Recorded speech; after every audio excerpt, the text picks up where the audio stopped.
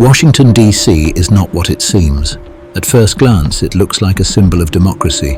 Monuments, marble, flags waving in the wind, a city built to represent the will of the people. But beneath the surface, there is another Washington, a quieter one, a hidden one, a world that most people never see.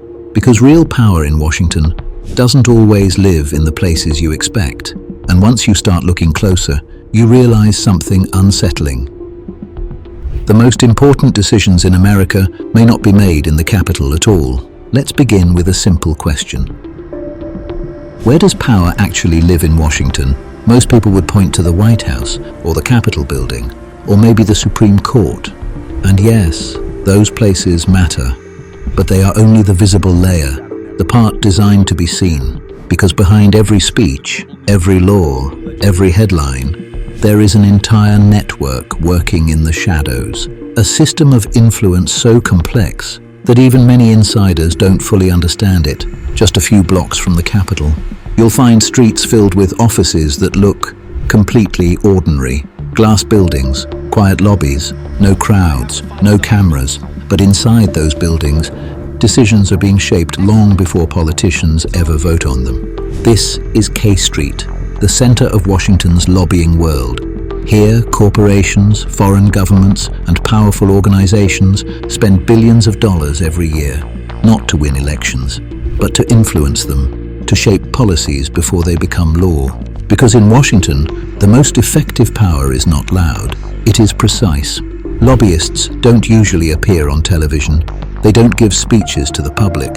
Instead, they meet quietly, behind closed doors, in private offices, at exclusive dinners where deals are made, without headlines. They write drafts of legislation. They suggest minor changes that can shift billions of dollars.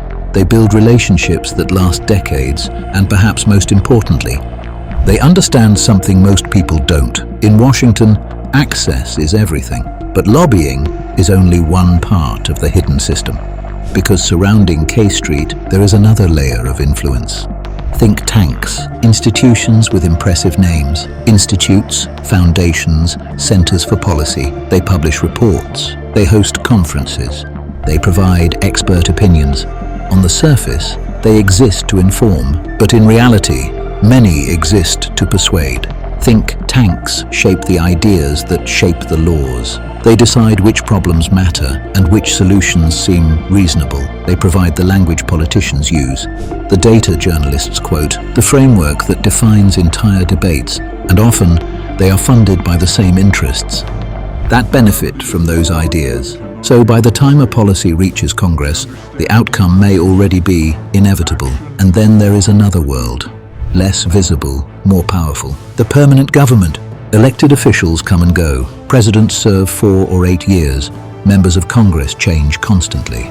But behind them, there is a vast network of career officials, civil servants, intelligence analysts, military planners, people who remain in place, regardless of who is in power. They are the ones who ensure continuity, but they are also the ones who hold deep institutional knowledge.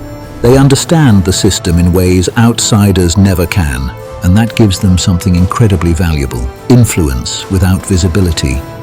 Inside agencies like the Pentagon, or the CIA, or the State Department, decisions are rarely simple. They involve classified information, long-term strategies, global consequences, and often, elected leaders must rely on the people who have been there for decades, which means sometimes the people who appear to be in charge are not the ones truly driving decisions. But perhaps the most fascinating part of Washington's hidden world is something known as the revolving door. In Washington, careers don't follow straight lines. They move in circles. A government official leaves office and joins a lobbying firm. A lobbyist becomes a policy advisor. A think tank expert joins an administration, then returns to the private sector. Over and over again, the same people, the same networks, the same influence, moving between roles. This creates something incredibly powerful, a system where insiders never truly leave. They simply change positions. And with every move, their influence grows because they know the rules, they know the players, and most importantly, they know how decisions are really made. But influence in Washington is not just about people, it's also about place, because this city was designed with power in mind. Look at a map of Washington, D.C. You'll notice something unusual. The city is not random. It is geometric, symbolic, carefully planned. Wide avenues radiate outward. Monuments align along precise axes. Sightlines connect buildings of power. This was intentional. The founders wanted a capital that felt ordered, controlled, powerful. But over time, something else emerged, hidden beneath the streets. There are tunnels. Some connect government buildings. Others are part of transportation systems, and a few remain largely unknown to the public. These underground pathways allow movement without visibility, a reminder that even the physical city has layers most people never see. And then there are the social spaces of power, not the famous ones, but the private ones, exclusive clubs, invitation-only events, quiet dinners where journalists, politicians, and executives sit at the same table. These are places where relationships are built, where information flows freely, where alliances form without records. Because in Washington, who you know often matters more than what you say.